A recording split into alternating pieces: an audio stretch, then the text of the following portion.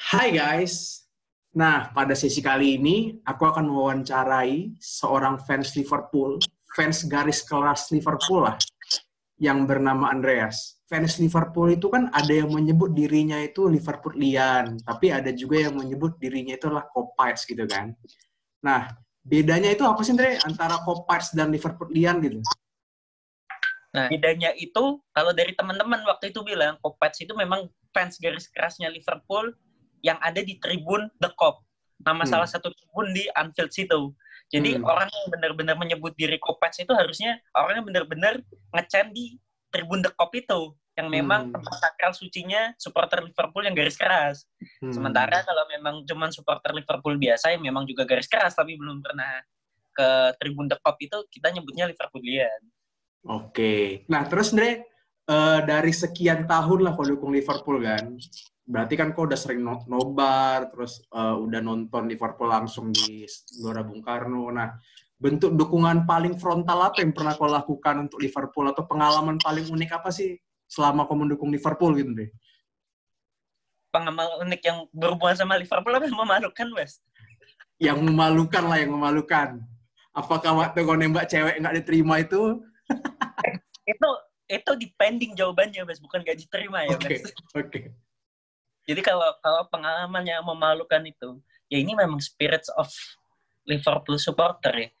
Jadi memang kita dulu sering nobar bareng grup namanya Red Sector. Kalau sekarang namanya udah ganti, bukan Red Sector lagi kayaknya. Nah, dulu di situ tuh mau menang mau kalah kita nge-flare pokoknya.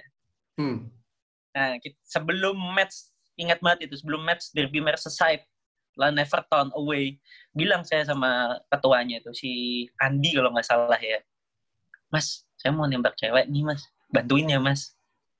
Akhirnya kita skemakan, kita latihan dulu tuh. Sebelum ceweknya diajak tuh, sebelum match tuh kita latihan dulu, satu cafe tuh di briefing semua. Nah, terus waktu halftime, kan biasanya pada nukerin kupon tuh.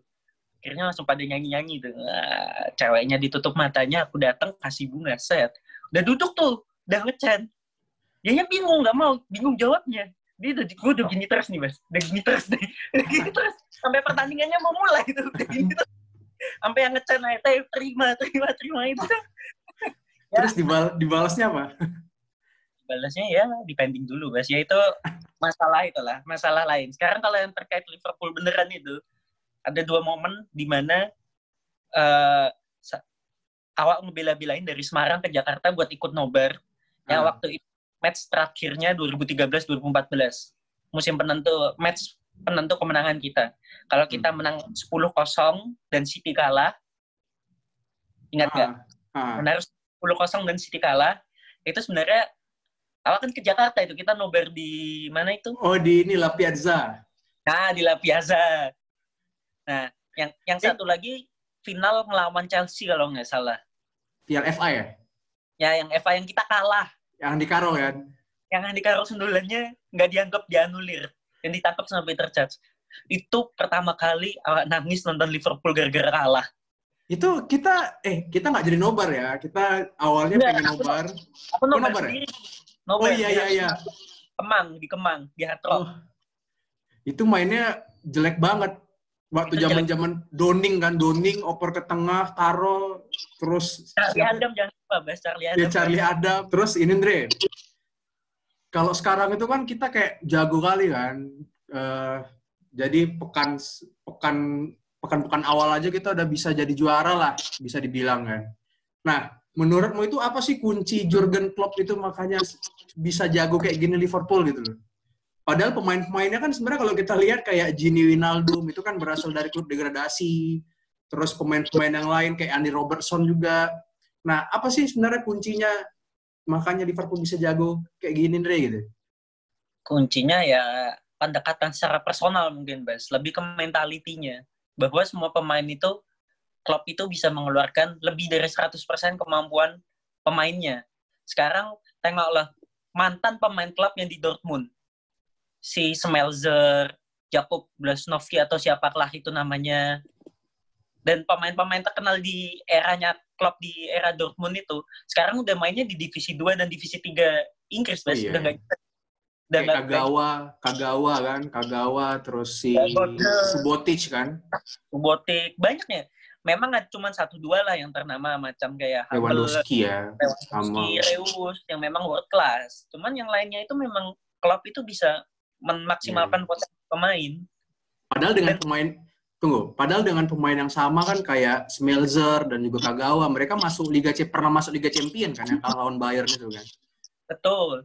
Sekarang kita logikanya seperti ini aja. Henderson itu sangat vital di tim kita. Tapi kalau misalnya Henderson di Arsenal, belum tentu dia jadi starting 11. Arsenal. Kayak pemain kesayangan kau juga lah, Andre, kan? Gini Wijnaldum itu kan? Ya, Gini Wijnaldum. Bisa loh. Kadang-kadang main jelek, kadang-kadang main bagus banget. Kok ingat nggak waktu main Barcelona si Arthur atau siapa gitu yang dikolongin dia itu waktu? Iya. Itu gila, coy. Kok jadi kayak Luka Modric kayak gitu dia gitu. Kayak Luka Modric. Ya sebenarnya si Wijnaldum itu bagus, Bas. Kalau dia diberi kebebasan, macam kalau waktu dia di Belanda. Kalau di Belanda dia kan jadi attacking midfielder, pre-roll. Jadi ngegolin banyak, assist banyak. Sementara di klub di sistemnya klub dia harus disiplin, jaga bola, umpan harus nggak boleh terlalu ambisius. Mungkin karena sistemnya itu. Iya. Jadi dia menganggap itu kayak semua pemain itu sama ya. Kayak dia pun kalau nggak salah, waktu Philippe Coutinho mau pindah itu kan dia bilang kan, kau itu kalau misalnya pindah ke klub lain, kau itu nggak akan jadi pemain sespesial kalau misalnya kau bertahan di Liverpool gitu kan. Betul. Buktinya juga udah di Barcelona dan di Munchen juga gagal si Coutinho itu. Iya, padahal sama-sama juga. Malah waktu di Liverpool, teman-temannya kurang nggak terlalu jago kayak teman-temannya di Barca kan sebenarnya. Oke, guys. Sekian tanya jawab dengan Andre, tapi di sesi kedua ini aku pengen kasih pertanyaan cepat nih ke Andre nih. Oke, Andre, siap ya? Siap. Nah, kalau jawabnya itu nggak usah lama-lama. Jangan kayak nembak cewek yang kalau ditolak itu lama kali. Oke ya? Sekarang belum ada jawabannya kayaknya, Bas. Oke, Andre, secara cepat. Pemain paling kau sukai di Liverpool dari dulu sampai dengan sekarang itu siapa? Daniel Agger. Kenapa? Alasannya? Karena mainnya kalau awak main di lapangan besar itu juga mainnya di posisi belakang dan sering bawa bola ke depan. Dan secara teknik Agger itu pemain bertahan yang paling komplit kalau dia tidak dirundung oleh cedera. Mungkin 11-12 sama si Virgil van Dijk. Iya, tendangannya pun kencang ya. Di musim 2013 pun kan dia mau dibeli sama Barcelona. Iya. Betul. Oke, pertanyaan kedua, Andre. Kalau misalnya Jurgen Klopp itu pindah atau pensiun dari Liverpool, menurutmu itu siapa sosok paling tepat untuk menggantikannya? Jose Mourinho, Bas. Udah nggak jago lagi, Andre. Tapi klub idolanya si Mourinho itu Liverpool, Bas. Tapi nggak membosankan menurutmu. Mourinho itu kan lebih ke main defense kan? Nah, coba bayangin dengan defense Liverpool yang sebaik sekarang, gelandang tengah yang disiplin seperti sekarang, dan striker yang punya kecepatan seperti sekarang. Bayangkan skema Inter Milan-nya Mourinho, atau Chelsea-nya Mourinho, atau Real Madrid-nya Mourinho di Liverpool. Oke. Berarti kau nggak peduli lah ya Mourinho sekarang performanya udah menurun ya. Kau tetap mau Mourinho itu ngelatih Liverpool ya? Itu kan tergantung skuadnya, Bes. Kalau jangan bandingkan skuad Liverpool dengan MU atau Tottenham lah, Bes. Terus kenapa kau nggak milih Steven Gerrard? Karena kurang pengalaman, Bes. Janganlah romantisasi pemain legenda dijadikan pelatih berikutnya. Kita udah ngelihat itu di sosok Kenny Dalglish. Ya memang di first tenure-nya di awal tahun 90-an sukses. Tapi setelah itu waktu dia take over lagi di 2011 itu juga nggak jago-jago amat kan, Bas. Karena cara taktik udah beda. Permainan udah berbeda dari zaman dulu. Oke, bisa diterima. Terus pertanyaan selanjutnya. Steven Gerrard atau Jordan Henderson? Dan alasannya? Ya udah jelas Gerrard lah, Bas. Kenapa? Steven Gerrard nggak dapat IPL, sementara Jordan Henderson hampir dapat IPL. Terus Steven Gerrard nggak bisa juara Piala Dunia antar klub dunia itu kan. sedangkan si Henderson juara. Sama-sama juara Liga Champion. Nah, kenapa kau milih Steven Gerrard? Ya, tadi kau sebut Henderson bisa juara UCL. Sekarang kau bayangkan saja di tahun 2005 tanpa Gerrard dan di tahun 2019 kemarin tanpa Henderson.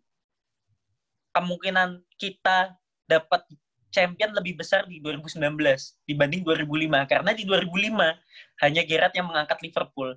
Dan trofi setelah itu yang kau ingat, trofi FA. FA ya, tendangannya itu ya. Bukan tendangannya. Itu kan finalnya dijuluki Steven Gerrard Match. 2 gol dia kan kalau nggak salah. 2 gol dan 1 assist kalau nggak salah. Dan di situ kan si Gerrard itu satu-satunya pemain yang bisa mencetak gol di final Champion, final FA, final Carling, dan final UEFA. Jadi di semua final tuh dia selalu mencetak gol. Big game player, guys. Dengan sekuat yang seperti itu. Iya. Karena kalau Henderson kan zaman sekarang itu kebantu kan sama Fabinho, sama Salah, Mane kan. Betul. Jadi peran Gerrard lebih krusial lah ya menurutmu ya. Tapi sebenarnya Henderson krusial juga sih, Bas. Di tahun 2013-14 harusnya kita juara kalau si Henderson nggak suspend kartu merah di match-match terakhir itu. Iya sih. Tapi untung juga ya waktu dulu itu si Henderson nggak jadi dijual, nggak jadi ditukar kan dengan Clint Dempsey kalau nggak salah kan. Memang Lord Brendan Rodgers emang luar biasa emang ya. Memang pemikiran visioner aneh-aneh itu. Macam dulu si Benitez mau ngejual Alonso ditukar sama Gareth Barry kalau nggak salah ya.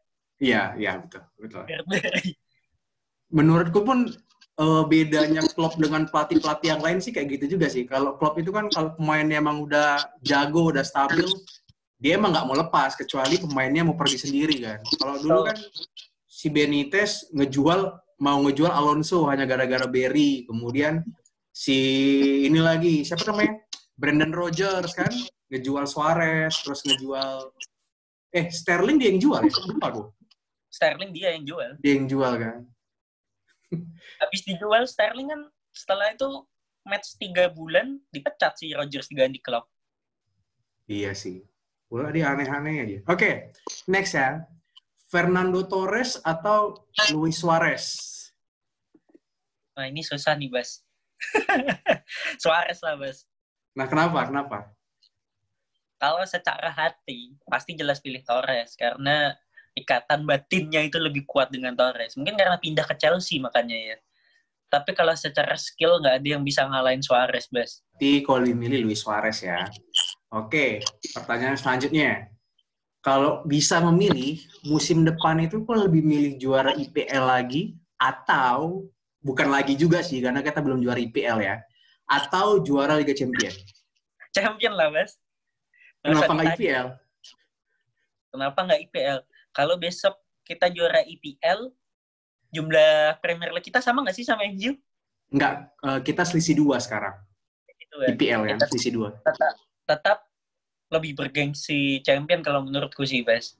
Karena champion itu kayak cherry on the top of cake-nya. Iya. Tim terbaik di Eropa lah gitu bisa dibilang ya. Betul. Istilahnya kalau kita juara champion, kita bisa ngebanter tim-tim fans klub dari kompetisi manapun. Sementara kalau kita pun juara IPL, ya masih ada MU yang setara dengan kita. Oke. Pertanyaan terakhir. Menurutmu itu kalau misalnya Klopp mau nyari satu pemain lagi nih untuk musim depan. Nah, menurutmu siapa pemain yang paling tepat dan alasannya? Pemain yang paling tepat dan alasannya. Nah. Koulibaly, Bas. Bukannya Virgil van Dijk sudah cukup jadi defender gitu? Kenapa kalau mau milih Koulibaly gitu? Karena secara tandem, dari sisi tandem ya, Virgil van Dijk itu memang sekarang Joe Gomez. Cuman Joe Gomez itu kan sering dirundung cedera. Dan karirnya masih panjang. Sementara permainannya juga sering inkonsisten. Dan kalau kita lihat si Gomez main di Inggris pun tidak sebaik dia bermain di Liverpool. Karena diangkat oleh permainan Virgil van Dijk. Iya, betul. Coba kau bayangkan misalnya ada Koulibaly dan Virgil van Dijk di belakang. seperti apa lini pertahanan kita. Dan kalau misalnya ada Koulibaly, itu bisa mempertahankan Sadio Mane, karena sama-sama dari Senegal. Karena isu yang berembus kan si Real Madrid kan ngincar Sadio Mane, Bas. Iya, benar-benar.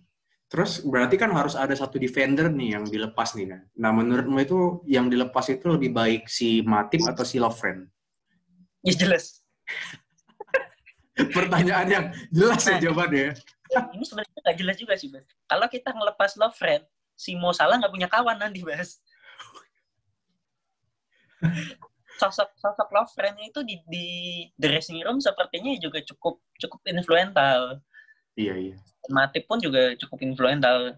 Mungkin ke depannya memang kita butuh banyak CB, sementara di posisi bek kanan dan bek kiri kita memang tidak ada pelapis. Mungkin Joe Gomez bisa kita geser ke bek kanan atau bek kiri buat pelapis si Arnold atau Robertson. Iya sih. Oke. Nah, makasih Andre atas percakapan yang super hari ini. Oke teman-teman, kita akan jumpa lagi nanti di pembicaraan berikutnya tentang klub-klub bola kesayangan kita. Oke, terima kasih Andre. Ya.